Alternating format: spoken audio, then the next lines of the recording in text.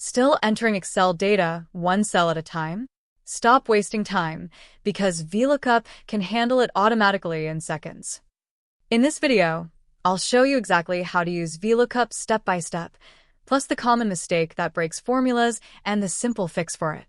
Over here, I have a list of laptop models and their prices, and on the right side, I want Excel to instantly return the correct price. Instead of typing everything manually, let Excel do the heavy lifting. To create a formula in Excel, start by typing an equal sign. This tells Excel we're about to use a function. Now type Vlookup and open the parentheses.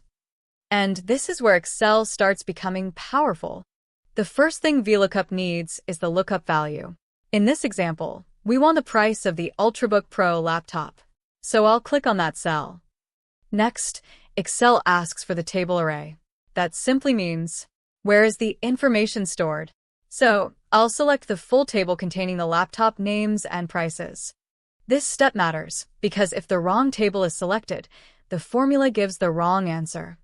Now, Excel wants the column index number. It sounds technical, but it's actually very simple.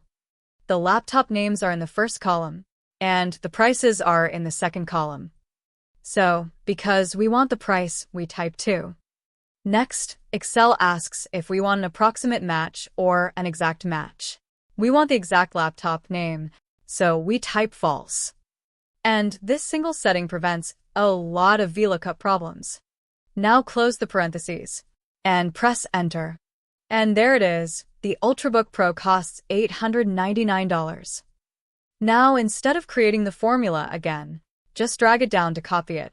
And honestly, this is how professionals use Vlookup. And just like that, you now know how to use Vlookup in Excel while avoiding the most common beginner mistakes. If this video helped you, leave a like and subscribe for more easy Excel tutorials. Thanks for watching, and I'll catch you in the next video.